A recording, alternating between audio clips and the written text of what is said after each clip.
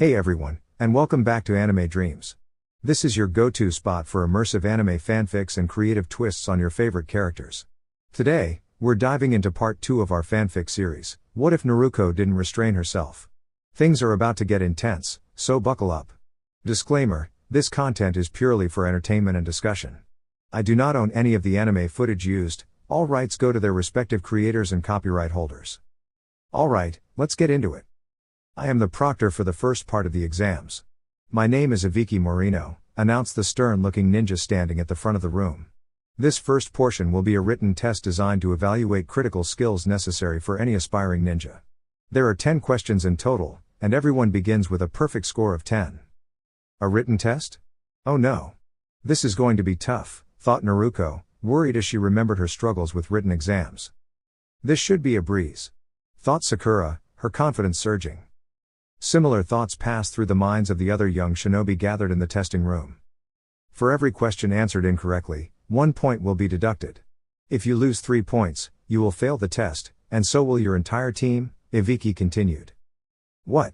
Why does the whole team have to fail just because one person does? Asked a shinobi from Iwagakure. Because ninja work in teams, and unity is essential. You succeed or fail together. Also, no cheating is allowed. If you're caught, you'll lose a point. Be warned, if you're caught 3 times, you'll be disqualified, Iviki explained firmly. That's odd. Why mention the limit on cheating unless he expects us to try it? Naruko thought, raising a brow slightly. Clever trick. He probably wants to see who can gather information effectively under pressure. Iviki scanned the room carefully. What's that young kunoichi smirking about? He wondered, noticing Naruko's amused expression. When the time comes, I'll ask the final question aloud. You may now begin the test, Iviki concluded. Naruko glanced at her test paper and quickly realized that she didn't know many of the answers. She leaned back thoughtfully. I need a plan. I could try gathering answers, but without any clear strategy, I'm stuck. Out of the corner of her eye, Naruko noticed Hinata giving her a worried look. Naruko offered her a smile to reassure her friend. Hinata had always looked out for her. Sakura, already halfway through her own test, took a moment to observe her surroundings. So many of these Jinan look experienced. It's intimidating. I wouldn't have made it this far without Naruko and Sasuke, she thought, watching Sasuke quietly activate her Sharingan to copy answers. So we are supposed to gather information after all. But what about Naruko? She's resourceful, but does she have a way to manage this? Sakura had spent the past few days realizing she needed to grow stronger, not just to support her teammates, but for her own sake. If she wanted to stand beside them as equals, she'd have to train hard after the exams. Our sensei will help. I know she will, Sakura thought with renewed resolve. Sasuke, focused and calm, glanced toward Naruko. She'd better not let us down. She's come a long way, but her information gathering skills aren't quite on my level yet, she thought confidently. I'm going to prove how amazing I am, Naruko silently declared. She began to concentrate on forming a plan. If I make a small distraction, maybe I can use my shadow clone without being noticed. After a few minutes, her plan was in motion. A harmless puff of smoke filled the room, momentarily obscuring vision. In the brief confusion, Naruko formed a modified hand sign and created a shadow clone. Her clone slipped quietly through the room, memorizing answers from others' papers. Just before the smoke cleared, Naruko dispelled her clone, creating another brief distraction. Her shadow had found Sakura's desk and glanced at her paper. Wow, she's really sharp. Too bad she's not more confident in physical training, she'd be incredible all around, Naruko mused. With her mission complete, she relaxed slightly but considered having a little fun. From various corners of the room, odd little mishaps began to occur. A chair tipped over here, a paper fluttered through the air there, and some pencils mysteriously snapped. A few of the more perceptive shinobi, especially those with advanced vision techniques like the Byakugan, noticed something odd moving across the room. How does something like that have a chakra network? Wondered Neji, watching intently. Shikamaru observed the strange movement with growing curiosity. Could that be some kind of shadow technique? It's like my clan's jutsu but not quite the same. Figures it would be Naruko. Too much effort to overanalyze it now though. As the test progressed, a number of teams were quietly escorted out due to disqualification. Many were likely inexperienced Jinan who hadn't prepared for the challenge. Iviki studied the remaining group carefully. There were several unusual things about this year's exam, including the presence of more teams than usual and some unfamiliar faces from distant villages. This next part will really test their resolve, Iviki thought. Finally, after more time passed, Iviki addressed the room. Pencils down. It's time for the 10th and final question. This question is different, it will be asked verbally, and it's optional. But listen carefully. You have two choices, Iviki said, pausing dramatically. You can either choose to leave the exam now or choose to answer the final question. That's silly. Of course we'll answer the question. Kiba called out from the back. Iviki continued calmly, ignoring the outburst. However, if you choose to answer and fail, you will never be allowed to take the Chunin exams again. Gasps echoed through the room, and about 70% of the Jinan looked shocked or uncertain. How can that be allowed? Asked another Jinan in disbelief. Some of us have taken this test before. My test, my rules, Iviki said without missing a beat. If you wish to leave, raise your hand. Your team will be escorted out, he said simply. One by one, hands began to rise, and teams started filing out. Some looked nervous, others disappointed. Naruko observed everyone carefully. He's bluffing, she thought. There's no way they'd ban someone forever over one wrong answer. No matter what, I'm going to keep moving forward. I'll prove I can become Hokage, even if I stay a Jinan forever. She glanced toward her teammates. Sakura and Sasuke were calm and resolute. Then she noticed Hinata shifting nervously. Naruko's expression turned serious. Hinata looked like she was about to raise her hand. She's not worried about herself, she's worried about her team. I can't let her doubt herself now. Hinata's hand began to lift. I have to do something, now, Naruko thought with determination, ready to intervene before her friend gave up on herself. Just then, a loud sound echoed through the room, drawing everyone's attention to Naruko's determined entrance. I'll never give up. No matter how long it takes or what anyone says, I'll keep chasing my dreams. Even if I stay a Jinan forever, rank doesn't define strength, actions do. So go ahead, ask the second question. I'll overcome it like I always do, declared Naruko with unwavering resolve. The room shifted. Inspired by Naruko's bravery, the other participants straightened with newfound determination. Those on the brink of giving up now had confident expressions. Naruko stood with a soft smile and a faint blush on her cheeks. That kid just restored everyone's confidence. Great, Anko's never going to stop teasing me about this, thought Iviki as he glanced at the young Jinan. Anyone else planning to quit? Iviki asked. The fierce determination on every face gave him his answer. Then congratulations to all of you who chose to stay. You've passed the first part of the Chunin exams. Iviki announced with a smirk as surprised gasps filled the room. What about the 10th question?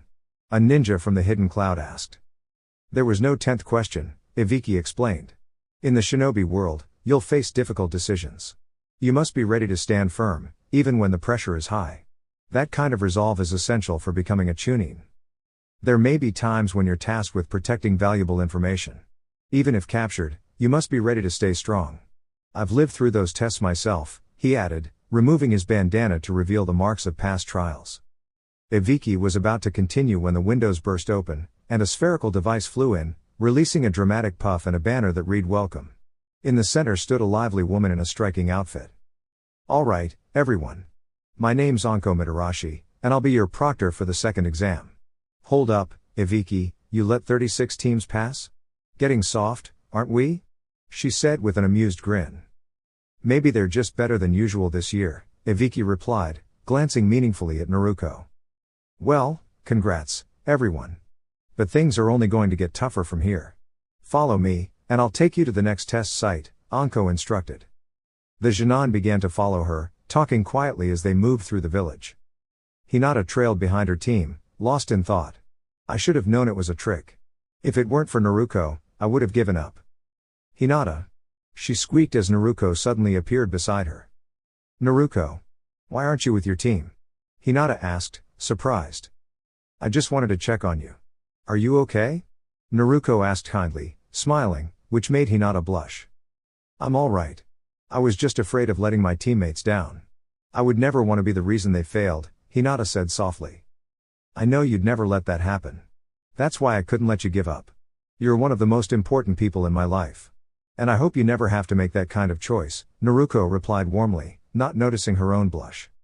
You're really important to me too, Naruko, Hinata said, her voice barely above a whisper. If we end up facing each other in the next round, remember, you can always ask me for help, Naruko said sincerely. Thank you, Naruko. Let's hope it doesn't come to that, Hinata replied with a smile. Unbeknownst to them, a group of hidden cloud ninja observed from a distance. So, our mission is to neutralize the host of the One Tail and capture a member of the Hyuga clan? Asked a tan-skinned girl. Yes. The Raikage has given strict orders. The Hyuga will be handled afterward using a transportation seal. We'll proceed once we confirm the target, replied a blonde girl confidently.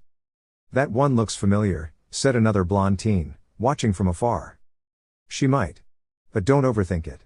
Our targets are Gaara of the desert and the Hyuga air, the leader replied. Why involve the other Jinan squads? We're already qualified Chunin, the blonde asked. Orders are orders. They're here as backup, in case other teams intervene, the leader answered. Meanwhile, back with the main group.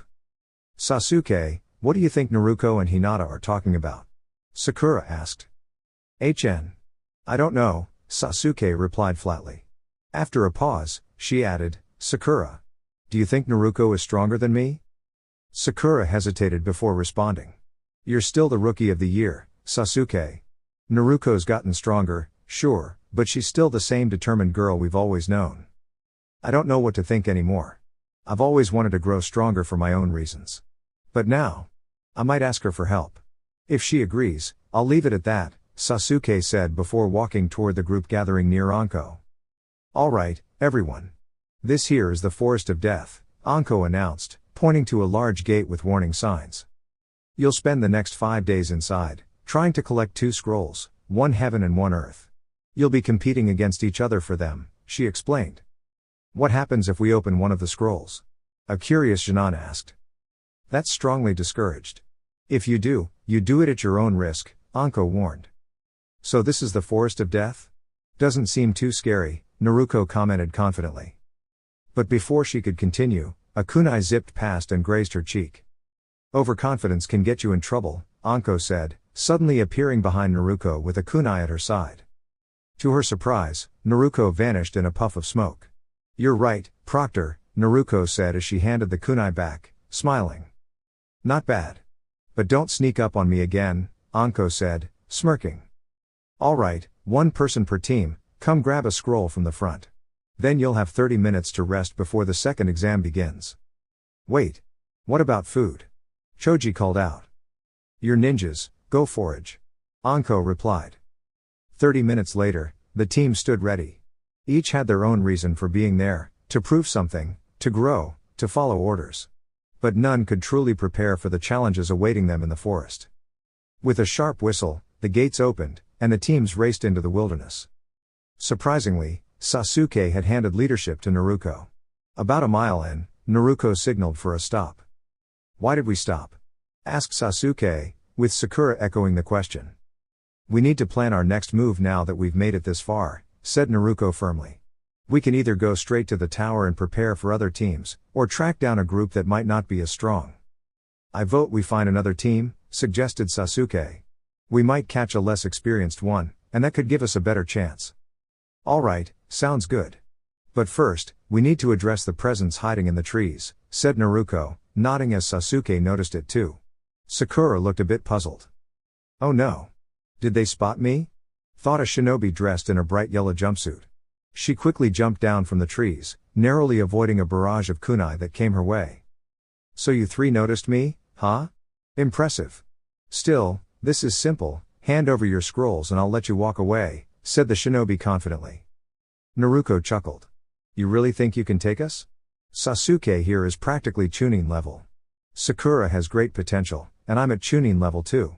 You might want to rethink your approach. You'll regret this, the shinobi muttered, tossing 3 shuriken their way.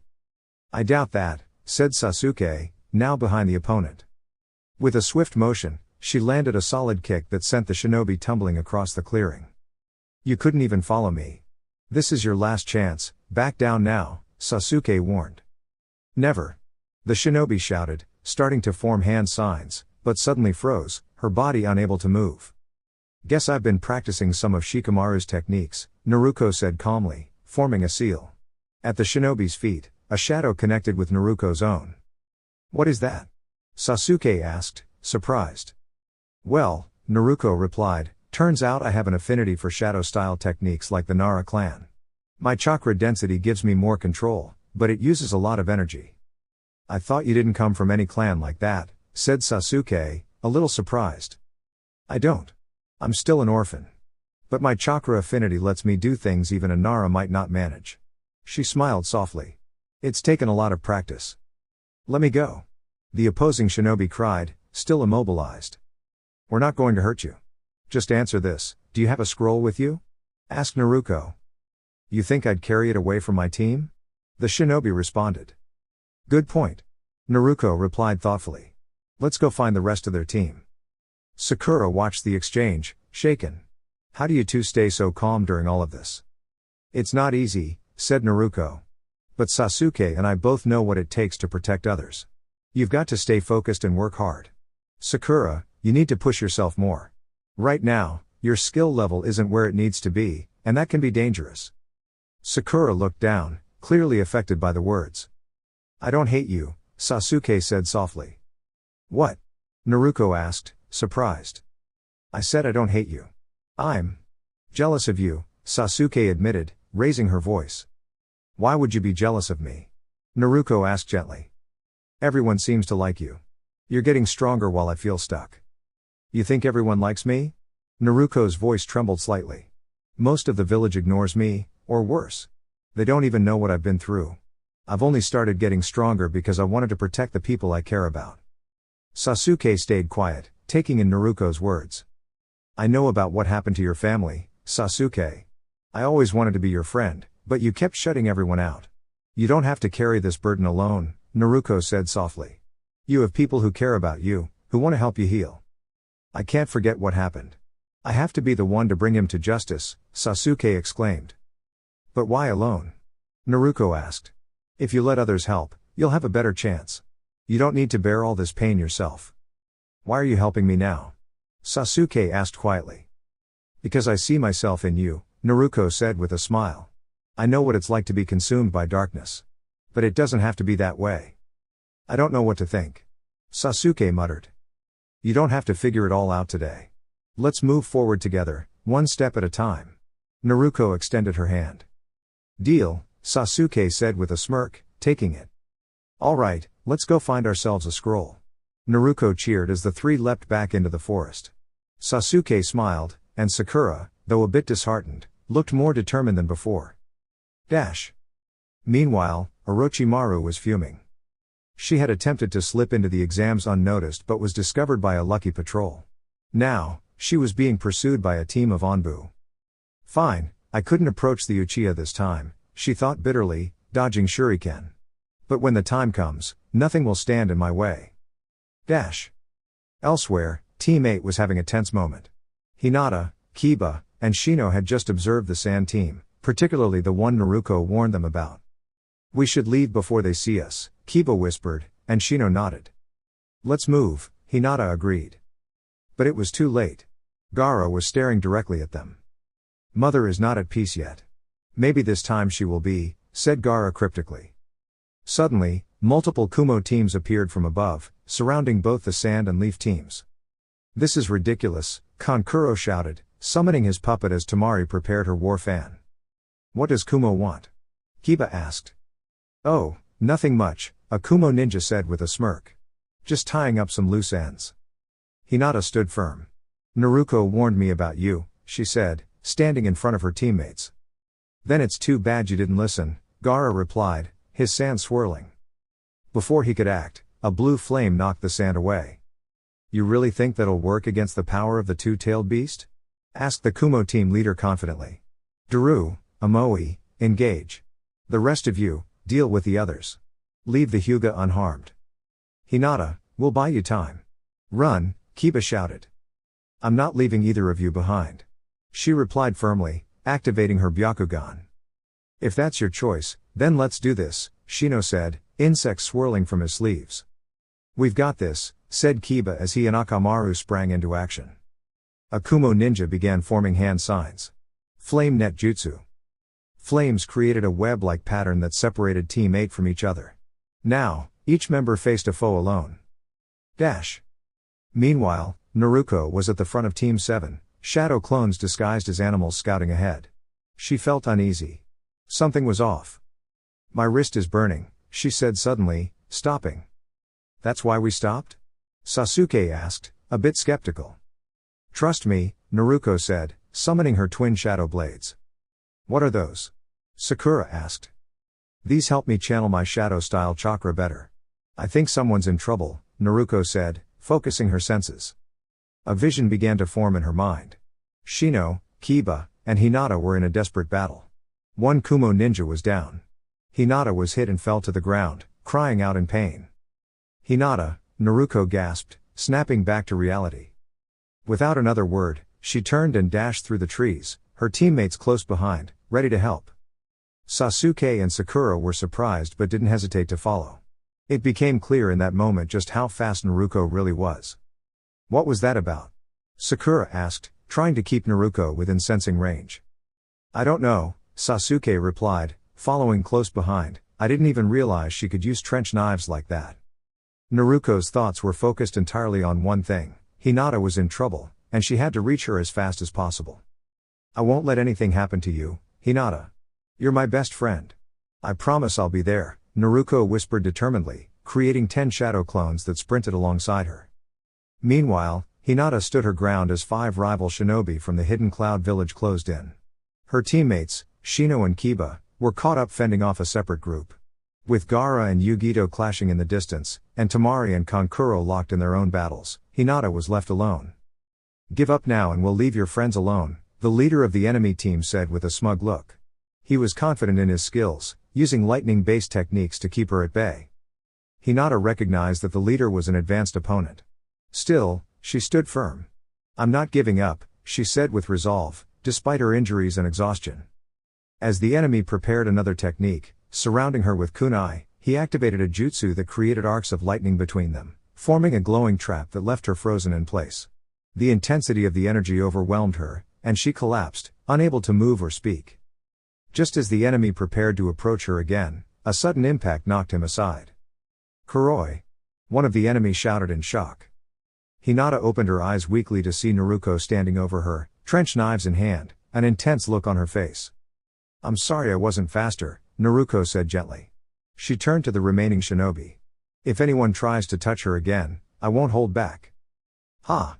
You just got lucky with that sneak attack, one of them scoffed. You can believe that, Naruko replied coolly, or you can try your luck. One of the shinobi charged her with kunai drawn. But before he could get close, he suddenly stopped, stunned.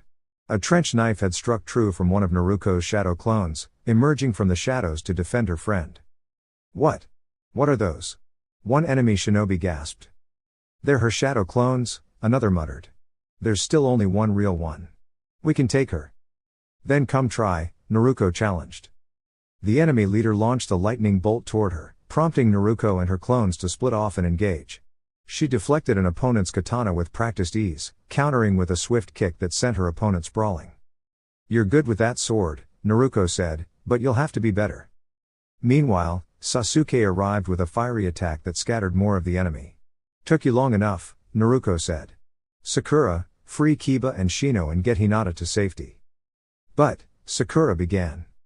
Now. Naruko ordered. Sakura nodded and dashed off to help the others while Naruko turned back to the leader. You're outnumbered, the leader said arrogantly. You really think you can win? Naruko smirked. Your numbers don't matter when you underestimate the will of someone protecting her friends. The leader activated a powerful jutsu, surrounding himself in a glowing shield of lightning. With a burst of speed, he vanished and struck Naruko hard. She was knocked back but quickly recovered. You okay? Sasuke asked as he moved to flank the remaining enemies. I'll take the ones on the right. You handle the others, Naruko replied. Let's finish this. As they fought, the leader charged Naruko once more, but she was ready this time. Shadow clones helped distract the enemies while she traded blows with the leader, adjusting her tactics against his energy-based defenses. Finally, just as she was beginning to tire, the barrier that had held Shino and Kiba dissolved. He must be running low on chakra, Naruko thought. But before she could react, she was hit by another powerful blow and knocked into a tree. Gritting her teeth, she pushed herself back up. "You were a worthy opponent," the leader said, "but this ends now." Before he could move forward again, Hinata stood in front of Naruko, trembling but determined. "I won't let you hurt her," Hinata said, standing tall despite her injuries. "It doesn't matter what you think you can do. You can barely stand as it is," shouted Baritsu as she swiftly knocked her back, sending her flying toward where Naruko was. She landed just a foot away, and the two locked eyes for a moment before Hinata's body trembled slightly. "Hinata?" Naruko asked gently, concern rising in her voice as she watched Hinata's eyes flutter, then slowly close. Hinata's body relaxed completely, as if she had simply fallen into a deep sleep. Naruko's expression turned to one of confusion and growing worry as her mind tried to understand what had just happened. Hinata. Her closest friend, someone she cared deeply about, the one person who had always believed in her, was now lying still. Naruko's eyes widened, and she crawled closer, taking Hinata's hand gently in hers as quiet tears slipped down her cheeks. "She should have stayed down and rested. I didn't want to hurt someone like her, it's unfortunate," said Baritsu coldly. Naruko clenched her fists, a powerful surge of emotion welling up within her. Her pain and exhaustion began to fade, replaced by a focused determination. How could anyone harm someone so kind? She thought fiercely. "Hinata," she cried, her voice filled with emotion, and in that instant, a brilliant energy surrounded her, glowing bright with resolve. "Ha! Thought it was over? Not quite." Shino and Kiba arrived just moments too late. They saw their dear friend, like a sister to them, rise and face off against a powerful ninja who had just overwhelmed Naruko. They also witnessed her fall and Naruko's emotional reaction. Suddenly, a wave of intense, overwhelming chakra energy spread through the area, halting all fighting. Even Gaara and Yugito, who were battling nearly a mile away, paused at the sudden shift in energy. Naruko's body began to emit immense amounts of crimson chakra, swirling around both her and Hinata. Within that glowing aura were streaks of dark energy that flowed into Hinata and into the markings on Naruko's wrists. Naruko's injuries rapidly mended, her eyes shifted from bright blue to deep crimson, and her hair became wild and untamed. Her fingernails elongated into sharp black tips. As she rose into a crouched stance, a tail-shaped stream of chakra extended from her back. "What's going on with Naruko?" asked Kiba. "She is an enigma," replied Shino, analyzing the energy that seemed to be shielding Hinata. "What is this?" exclaimed Baritsu, stunned. "I won't let you hurt anyone else," shouted Naruko, as she suddenly launched forward with incredible speed, matching Baritsu blow for blow. To Baritsu's shock, his lightning attacks faltered on contact with Naruko's chakra, and his hands began to sting from the energy's searing intensity. He leapt backward, but Naruko was already on her way toward him again, her hands poised like claws as she targeted pressure points with precise, non-lethal strikes. After several moments, Baritsu grew frustrated. "That's it. I'm going all out," he declared, charging more lightning chakra. He rushed at Naruko and landed a solid hit, but she remained unmoved. "Is that everything you've got?" Naruko asked calmly as another chakra tail formed behind her. With a wave of her hand, the air trembled, and Baritsu staggered from the invisible force. A dark, chakra-enhanced strike formed from her palm and soared toward him, sending him flying and scorching his armor with energy. Baritsu got back up slowly, exhausted and barely able to maintain his chakra flow. The battle was no longer about completing a mission, it was about giving his best effort, even if he had little strength left. "This is where it ends," shouted Baritsu, his chakra armor flaring in a final surge. "For you, maybe," responded Naruko as the crimson energy around her turned pitch black. Her hand became completely encased in the shadowy chakra, preparing one final technique. The two warriors dashed toward one another, their most powerful abilities igniting the forest in a burst of black and blue light. Their fists collided midair with a massive shockwave. In that final moment, Naruko's energy suddenly surged, and she grinned with quiet determination. Her black chakra overpowered Baritsu's final strike, completely overwhelming his defenses. The dust settled, and Baritsu lay motionless on the ground, his armor shattered and his strength gone. Naruko, her hand faintly glowing, walked over to where Hinata lay. The black and red chakra gently flowed from her into her friend. "I'm going to help you," Naruko said softly, transferring all the dark energy into Hinata's body. With the power drained from her, Naruko collapsed beside her friend just as Sasuke finished his own battle nearby. "Who is she?" thought Shino, Kiba, Sakura, and Sasuke, astonished. But there was no time to ponder. They hurried over and found both Naruko and Hinata breathing steadily, resting, but safe. Hinata appeared completely unharmed. "We need to gather the scrolls and head to the tower immediately," said Sasuke. "Already done," Sakura replied. "We can use them for leverage if anything happens." "We still need an earth scroll," Shino noted. "Good thing they had two," Sakura said with a smile. "Alright, I'll carry Naruko, and Sakura can carry Hinata. Let's get out of this place," Sasuke concluded. Drip. Drip. Drip. Why was it so dark? All she could see was endless darkness, stretching out around her. Naruko stood in ankle-high water, unsure if she was in some sort of underground passage or an old building. The steady sound of water dripping echoed through the vast space. "Where am I?"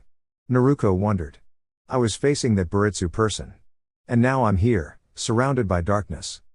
She cautiously stepped forward, reaching out into the void around her, hoping to find something solid to hold on to. Her mind drifted back to the battle, every moment replaying in her thoughts. But what stuck most in her heart was the image of a kind girl with soft blue hair, her closest friend. When Naruko saw someone trying to harm Hinata, someone so gentle and caring, something deep within her had stirred. Not even the moments when Iruka-sensei had been in danger, or when Haku had severely injured Sasuke, had she felt this kind of emotional storm. 3 times now, people close to her had been hurt. Iruka was her beloved mentor, and Sasuke, well, someone she'd shared pain and rivalry with. But Hinata. She was different. There was a light in her, even through her quiet sadness. Naruko had always seen it, the loneliness behind Hinata's gentle smile, a loneliness that mirrored her own and even Sasuke's. But unlike them, Hinata never let it turn bitter.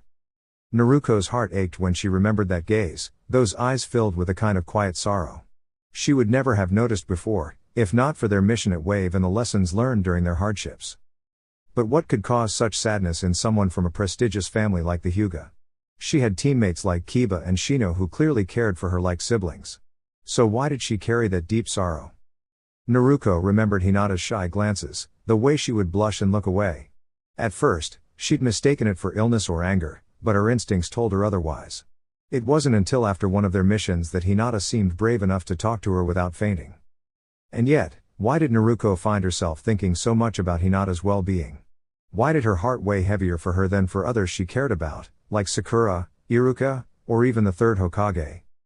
Just then, a low chuckle echoed through the dark. Naruko spun in place, eyes struggling to pierce the shadows. The laughter seemed to come from everywhere at once. Even Zabuza's silent mist hadn't made her feel this uneasy. But she stood firm. She wouldn't falter, not now. "You believe you're strong? That your dreams have meaning? You lack the will to truly move forward," a booming voice declared from the darkness. "Who are you? Show yourself," Naruko shouted, planting her feet and summoning her courage. "You don't understand what lies ahead. Despite all you've done, you still doubt yourself. You'll never become a true shinobi." The voice echoed, deep and cold. "That's not true. I will become strong enough to protect those who matter to me," Naruko cried, her voice unwavering. "If you were truly strong, then tell me, why couldn't you protect Haku? Or help Zabuza? Or stop what almost happened to that Hyuga girl you care so deeply about?" Naruko's breath caught in her throat. Tears welled in her eyes. The weight of those words was heavy. She had relied on the mysterious chakra of the 9 tails to defeat Baritsu. But something else had helped her regain control. Something inside her. "Be quiet. Just be quiet already," Naruko shouted, first in a whisper, then a scream. "What drives you to continue? Your parent was stronger. What keeps you moving forward when everything around you pushes back?" the voice asked. Naruko gritted her teeth. "Because I'm not alone. Because people are counting on me. Because I believe I can make a difference. And I will protect those I love. No matter what stands in my way." "You're serious? Then you must face the truth within. You must confront your own darkness before you can rise above it. Only then will we truly meet, face to face." "What do you mean?" Naruko asked. "This place reflects your spirit. And your power. Before, it was nothing but shadows. But when you received your blades, this place began to change." "How could simple knives change this place?" she asked, confused. "They hold the essence of a warrior, ancient, wise, and powerful. One who stood for hope. It is from her that your shadow abilities come. She will decide if you are worthy." "So, when do I meet her?" Naruko asked, sarcasm slipping in.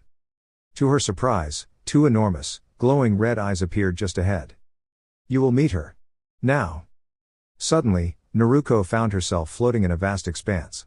Tiny stars shimmered around her like fireflies, and a massive orb of green, white, and blue hung below her. It was unlike anything she had ever seen, radiant and peaceful. But that beauty didn't last. A flash of light erupted from the orb, and she had to shield her eyes. When she looked again, a red blemish had appeared on the surface of the planet.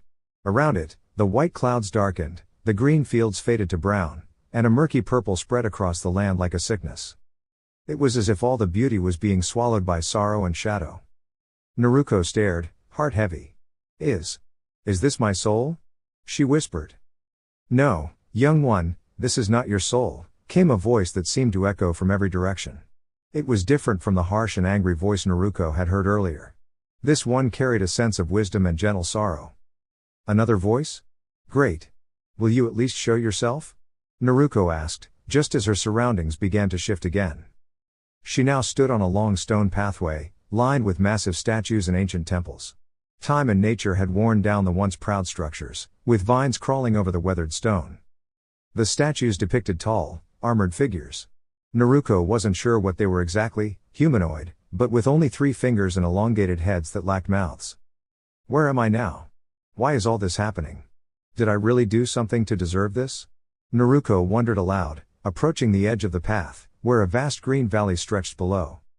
This planet was once the home of my people, long before your world had even formed life, the voice explained, filled with reverence. We lived here peacefully, thriving in unity. That peace changed with a discovery. One of our greatest warriors found a way to connect all of our minds in harmony. This new path was called the Way of the Kalai. Many welcomed it, but some cherished their individuality and opposed the unification. A divided council exiled them, against the wishes of our most noble leader. That sounds so unfair. Why would they be cast out just for wanting to stay true to themselves? Naruko cried, frustrated. Indeed, it was unjust. My ancestors were among those sent away. We traveled to a distant world called Shakuras. We became known as the Exiled Ones, while our kin embraced the Kalai's power. We chose the path of the void, where shadows and unseen strength reside. Wait. Does that mean my shadow abilities come from this void? Naruko asked, intrigued. You understand correctly. The void can reveal glimpses of the future, allow one to move like a shadow, and even influence others, with great dedication and time. So, I can grow stronger through this? My potential has no limit? Naruko asked. Also, what's your name? Your possibilities are indeed boundless when the void merges with your chakra. My people are known as the Protoss. I am Zeratul. Zeratul, will you train me? Teach me to use these powers? Naruko asked earnestly, still trying to grasp it all. No one can truly teach another to wield the void, it is a path walked through experience, not instruction. But I will guide you. I've seen your past, and through the void, I have glimpsed your future. You will become a remarkable ninja, shaped by perseverance and your sense of justice. Then why not tell me what's going to happen? Because the future is never fixed. Choices create new paths. Destiny is written by those brave enough to change it. This world was once called Ire. My people were nearly consumed by a force called the Overmind, which sought to absorb us into itself. Naruko's surroundings changed once more. The sky turned a deep crimson, and the earth was covered in strange, organic structures. At the valley's center stood a towering organism unlike anything Naruko had seen, part structure, part creature. Suddenly, a loud rumble echoed, and she turned to see waves of bizarre creatures racing toward a group of humans in large blue armor. The armored figures raised high-tech weapons and launched bursts of energy at the charging creatures. Enormous metal machines behind them joined in, their cannons illuminating the field. Naruko watched as the strange creatures were pushed back, but more kept coming. Then, brilliant blue flashes soared through the air as new warriors descended, taller, with glowing blades, dressed in golden armor. These are the Terrans and the Protoss, fighting together to protect Ire from the Overmind. Our leader, Tacitor, made a noble sacrifice. His starship collided with the Overmind, wrapped in the power of the void. His courage saved us. From above, massive ships descended, releasing beams of energy upon the field. The tide of battle turned as Tacitor's ship blazed toward the Overmind, bathed in radiant light. Naruko shielded her eyes. Then came a tremendous flash, and the towering creature began to unravel in waves of energy. The fighting stopped. Silence returned. Everything faded. Naruko now stood in a quiet corridor lit dimly by soft, glowing lights. Zeratul, why not show yourself and just explain this face to face? Very well, the voice answered. A tall figure emerged from the shadows. She wore a cloak of deep purple and had glowing eyes, her form elegant yet mysterious. Naruko Uzumaki, she said. You have been chosen to carry the legacy of the void. You won't master its power all at once, but the path lies ahead.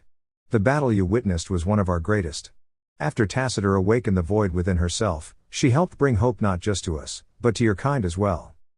My friend, James Raynor, a great leader of the human race, was an ancestor of yours. Wait, so that's why you picked me? Naruko asked. Yes. Only someone who understands both light and shadow can truly walk this path. We will speak again, Naruko. You are worthy. The darkness returned, and then a new voice echoed. So you return, human. Do you still seek to know who I am? Naruko turned to see a pair of glowing red eyes in the dark. You're the QB. I figured it out after meeting Zeratul. You're the only other presence here, Naruko said, more curious than afraid. You have spirit, child. And now you bear a blessing from beyond. We shall speak again. Everything faded. Naruko opened her eyes in a dark, damp space, calm but alert.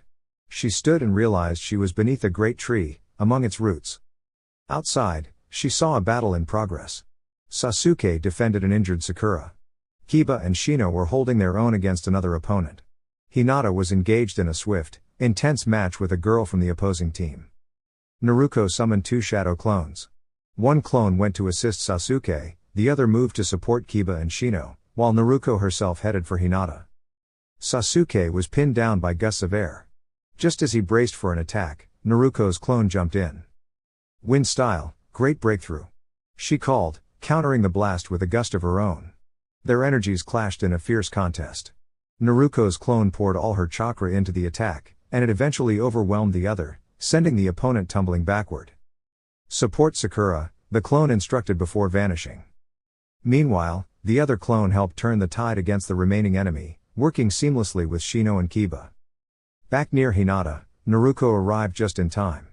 Hinata had already landed a solid defense and was in control, but her injuries slowed her down. A thrown kunai zipped through the air. Naruko instinctively protected Hinata, wrapping her arms around her. Startled, Hinata reacted and struck her, but upon realizing it was Naruko, her eyes widened with shock. Naruko. I'm sorry, I didn't know, she cried, embracing Naruko tightly. It's okay, Hinata, Naruko said with a smile. I heal quickly. I just didn't want you getting hurt again, Hinata whispered. I know. I'm fine now, Naruko said gently, holding her friend close. As they gathered, Sasuke suggested they head for the tower to rest. Everyone agreed. Naruko created a clone to carry Sakura, and they moved as a team, unaware that they were being followed by a silver-haired Jinan, quietly observing. Eventually, they reached the tower. Naruko looked at the scrolls in her hand. Should we open them? She asked. Don't. That could be against the rules. Sakura protested. No, Naruko's right, Sasuke said calmly, and Sakura immediately backed off. There were no rules against opening the scrolls once we arrived, Shino added. Naruko opened them, and with a puff of smoke, Iruka appeared. Congratulations. You've made it through the second exam as a team. We need to speak to the Hokage, Naruko said seriously. Some strange things happened.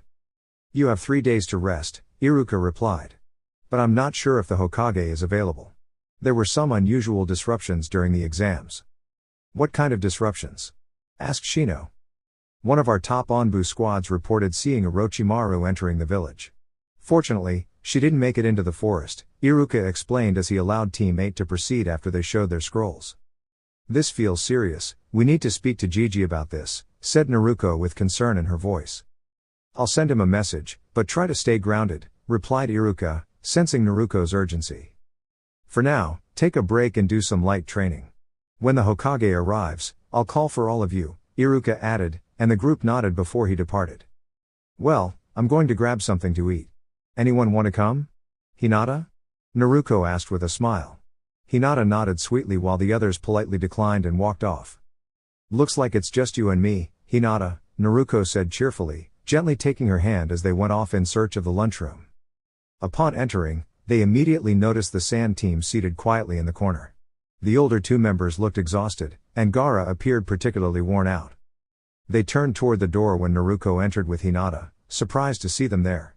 The sand team had assumed the Leaf squad from the forest hadn't made it. "How did that Leaf team make it through 4 Kumo teams?" asked Kankuro. "I thought they were finished when that huge fire-style technique separated everyone," added Tamari. "That blonde showed up. I could sense her presence from miles away. Mother reacts strongly to her," said Gaara with a cold expression. Tamari and Kankuro exchanged looks before silently returning to their meals. "She might have escaped this time. But I will not forget," Gaara thought to herself. Naruko and Hinata finished their meal and stepped out to find a quiet spot to relax and talk. They settled on a balcony overlooking the forest. "How do you think Shikamaru's team will do?" Naruko asked. "I'm not sure. But if Shikamaru puts in some effort, I think they can manage," Hinata replied gently. "Yeah, if there's one thing that motivates her, it's the promise of a nap," Naruko joked, making them both laugh. A peaceful silence followed until Hinata softly said, "Thank you." What was that?" Naruko asked, having barely heard her. "I said, thank you." Hinata repeated shyly, looking down. "Why, Hinata?" Naruko asked, surprised. "Because if it weren't for you, I would have been taken away to Kumo. And I don't even want to think about what could have happened," Hinata said, voice trembling as tears formed in her eyes. Naruko quickly wrapped her arms around Hinata in a comforting hug. Hinata didn't resist, she simply allowed herself to be held as the tears came. "It's all right, Hinata. I'll always do my best to keep you safe. You're too important to me," Naruko whispered as Hinata gently cried in her arms. Before long, Hinata had fallen asleep in Naruko's lap. Naruko was unsure what to do next, so she created a shadow clone and sent it to locate Kiba or Shino. The following is from the perspective of Naruko's shadow clone, which shares her thoughts and awareness. The clone moved swiftly through the tower, keeping an eye out for Team 8.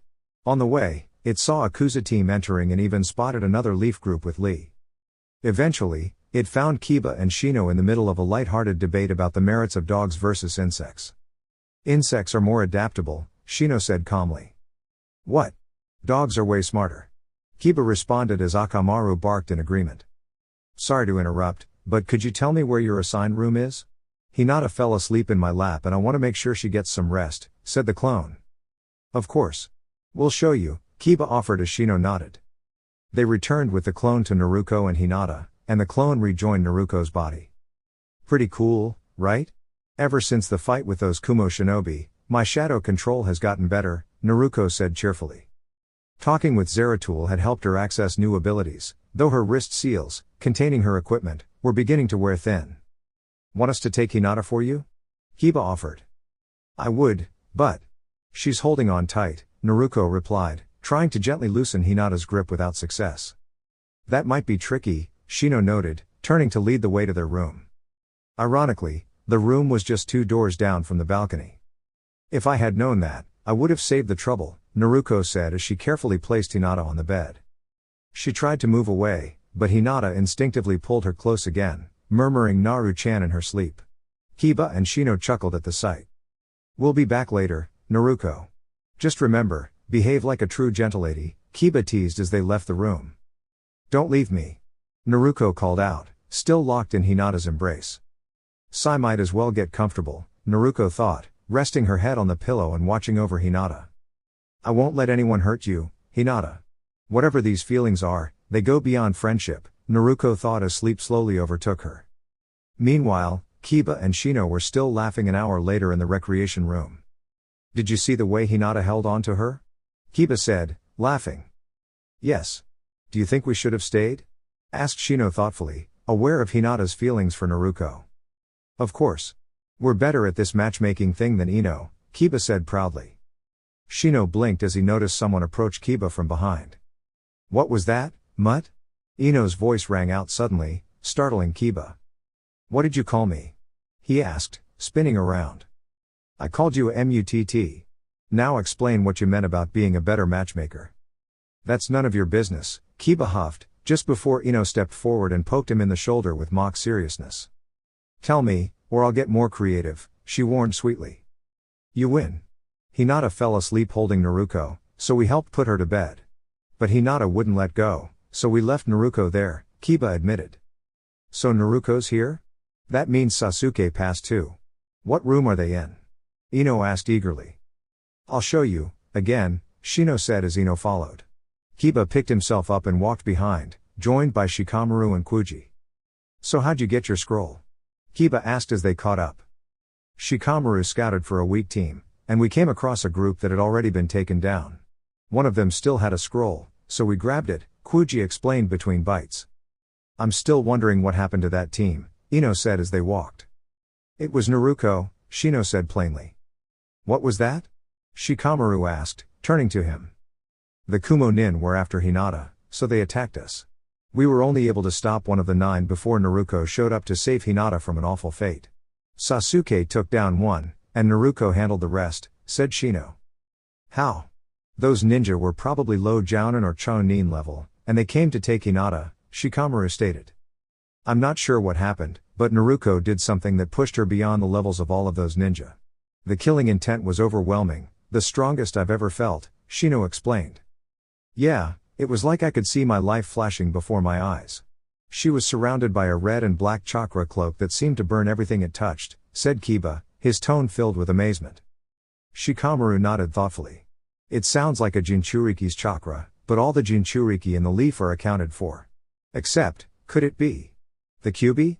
He murmured, realizing one of the village's greatest secrets. That's why parents always warned us to stay away from Naruko, why the teachers gave her those looks. She was always trying to hide the pain she carried, Shikamaru thought to himself as they made their way to his room. Quiet, everyone. We don't want to wake them up, whispered Ino as she reached for the door handle. What was that? Kiba asked loudly. I said, SHH. Ino snapped, punching Kiba in the head. The other's sweat dropped as she carefully opened the door. Inside, they saw Hinata peacefully snuggled up to Naruko, her arms protectively around her. A little drool pooled on Naruko's shirt, and both of them had soft smiles, though it seemed like Hinata had been crying earlier. The group slowly backed out of the room, and only when the door closed did Ino speak. They are such a cute couple, Ino sighed happily. They do make a nice pair, Kuji agreed. Yeah, but why do you think Hinata was crying? Shikamaru asked. Probably from what almost happened to her in the forest. One of the Kumo ninja almost attacked Hinata before Naruko stepped in, Kiba explained. Troublesome. Shikamaru muttered. Alright, let's get some rest before the exams start again. Team 10 walked away, and as they did, Shino and Kiba exchanged a look. Should we stay in the same room as Hinata and Naruko? Kiba asked. Why not? Shino replied, surprising Kiba. Dude, Kiba whispered. I heard that, Shino said, turning to walk into the room with Kiba trailing behind. The next day, Naruko stood with her fellow Jonin and their sensais in an indoor arena, surrounded by walkways for spectators. There were 5 leaf teams, 1 sand team, and 1 Kuza team. The audience was shocked to see every rookie team had made it through the forest of death. The first match was between a member of Kabuto's team and Sasuke. A week ago, Naruko might have wished for Sasuke to lose, but she had noticed a change in his attitude and didn't think he was pretending anymore. As Naruko watched Sasuke expertly break through his opponent's defenses, she couldn't help but admire his improvement. His opponent was left vulnerable, and a kunai soon landed on his neck, signaling Sasuke's victory without a single blow to the back. Next, it was Shino's turn against a Kuza ninja wearing full body armor. The battle was intense, with Shino using his bugs to drain his opponent's chakra. Naruko found herself not paying much attention to this fight, as she had already heard about Shino's strategy when she was talking to Hinata the night before. Naruko had become closer to Hinata ever since they had woken up in each other's arms. The first few moments were awkward, but then Hinata surprised Naruko by mumbling a few words before snuggling closer to her. You're warm, Hinata had whispered, making Naruko smile. The match between Ino and Sakura followed, and it was mostly a fun spectacle. But in a surprising twist, Sakura managed to distract Ino just long enough for both of them to knock each other out, leaving the audience laughing. Naruko grinned, feeling excited about her upcoming match. I can't wait to test out a new technique I finished last night, she exclaimed. Kakashi smiled. Was it a wind or shadow jutsu? It's a shadow jutsu, similar to Sunshine, but it's a full teleportation technique. It's more for escaping tough situations than for quick attacks, Naruko explained. Interesting. Can you use it without your knives? Kakashi asked. Yeah, surprisingly, I can use most of my shadow jutsu without the knives now. I guess I'm finally understanding where my shadow chakra comes from, Naruko replied, smiling at her progress. The match between Kiba and Kankuro soon started, and Naruko watched with interest. She had always wondered what Kankuro's puppet was capable of. After a few exchanges, Kiba and Akamaru found themselves at a disadvantage when they were struck by Senbone, which slowed their movements. Ultimately, Kiba had to withdraw from the match, and the proctor signaled for the next fight. Naruko's next match was against one of Kabuto's teammates. She jumped into the center of the arena and prepared herself for the fight. Her opponent quickly transformed into a flexible mass of flesh that wrapped around Naruko. "If you don't surrender, I will break your neck," the ninja whispered into her ear. Naruko smirked in response. "I have a better idea," she said, vanishing in a cloud of shadows. She reappeared across the arena and summoned 3 shadow clones, each armed with kunai. The battle intensified as Naruko's clones attacked relentlessly. The ninja struggled to keep up and found himself bleeding from multiple kunai wounds. Eventually, Naruko trapped him with her shadow subjugation technique, causing him to surrender as his chakra drained away. "Give up, there's no way you're winning this match," Naruko declared calmly as she watched the ninja struggle to escape. The ninja finally collapsed, and the proctor signaled for the match to end. Soon the young ninja was on the ground, completely exhausted from chakra depletion. There was light applause following the conclusion of the match, but Naruko felt a deep sense of relief upon seeing Hinata smiling at her. She also noticed Shikamaru, who appeared to be pondering how Naruko had managed to use shadow manipulation techniques. Naruko rejoined the others in the stands. Hinata and Kakashi both congratulated her warmly, while some of the others gave quiet nods of recognition. Curious and thoughtful, Naruko made her way to Shikamaru to discuss a few things regarding the time after the second exam, just as the next match was beginning. It was between Tenten and Temari. Naruko quickly assessed the situation and realized that Temari had the advantage due to her wind techniques keeping Tenten's weapons at bay. "So, are you going to tell me how you managed to use shadow techniques?" asked Shikamaru with his usual calm curiosity. "Well, I'm sure you'll find out eventually, but this isn't the right place," Naruko replied with a smile. "I was more curious, what's your clan's view on teaching techniques to someone outside of it?" "It usually depends on the individual and what she might bring to the clan," Shikamaru explained. "You definitely have potential, but I'd need to speak with my father." "I completely understand. I'm not asking for anything guaranteed, just a chance," Naruko said sincerely, shaking his hand. After their exchange, Naruko returned to where Hinata stood. Hinata greeted her with a warm smile. "That was a great match, Naruko." "Thanks, Hinata. I'm hoping you'll do just as well in your match, no matter who you face," Naruko responded cheerfully. "I just hope it's not against Neji," Hinata admitted softly. "Who's Neji? And why not?" Naruko asked gently, sensing her discomfort. "He's my cousin. And very skilled," Hinata explained. "Ever since we were younger, he's been cold toward me. He's always been far ahead in the gentle fist technique." "Well, if you do end up facing her, be careful, but I believe in you, Hinata. If you give it your all, I know you can do amazing things," Naruko encouraged her with genuine warmth. "Thank you, Naruko," Hinata said with a soft but determined smile. They turned their attention back to the matches. During the following bouts, both Kuji and Shikamaru faced competitors from the village hidden in the grass. Shikamaru managed to win his match through strategic planning, demonstrating the cleverness that the Nara clan was known for. Kuji's match was close, but she couldn't remain standing by the end and had to be helped off the field. The display screen soon showed the next match, Neji vs Hinata. Naruko noticed Hinata fidget nervously and leaned close to offer some encouragement. "Just do your best, Hinata. That's all that matters. If you give your all, you can hold your head high no matter what happens. But personally, I believe you'll come out on top," she whispered with a confident smile. Hinata slowly made her way down the steps to the arena floor. Neji was already waiting, her expression as cold and distant as ever. Not long ago, that alone might have shaken Hinata, but today, it only strengthened her resolve. "Give up, Hinata. It's pointless to resist. You know how this ends," Neji said in a cool tone. "I won't back down. I've come too far to be stopped by your words," Hinata replied firmly. "Words mean nothing. If that's all you have, this match will go the same as every other," Neji replied dismissively. "No, cousin. If that were true, then tell me, why did my team finish the forest portion of the exam before yours?" Hinata asked, her voice clear and unwavering. The crowd murmured in surprise at Hinata's confidence. Naruko chuckled from the stands, deeply impressed. She had never seen Hinata so assertive. It was inspiring. Win or lose, Naruko had made up her mind to do something special for her. Neji didn't respond. She simply shifted into a familiar stance. Naruko studied both fighters closely and quickly realized something: Hinata's positioning was too rigid for someone with her graceful fighting style. Naruko remembered when they had worked together before, Hinata excelled at evasive, flowing motion. "Hajime!" called the proctor, snapping Naruko out of her thoughts. Hinata and Neji charged at one another. They exchanged a flurry of moves, Hinata blocking and countering, Neji deflecting and pressing forward. After several minutes, both leapt back to catch their breath. "You've improved, Hinata. But not enough. You'll always be second best," Neji said coldly. "Come on, Hinata," Naruko called out from the stands. "Don't hold back. I've seen you use a different style, you can do this." Neji narrowed her eyes. "The Hyuga only use the gentle fist. You haven't broken our traditions, have you?" Hinata glanced at Naruko and found courage in her encouraging smile. "No, cousin.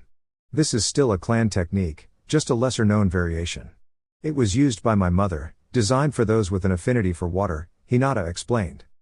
"It won't matter," Neji said, preparing for another charge. They engaged again.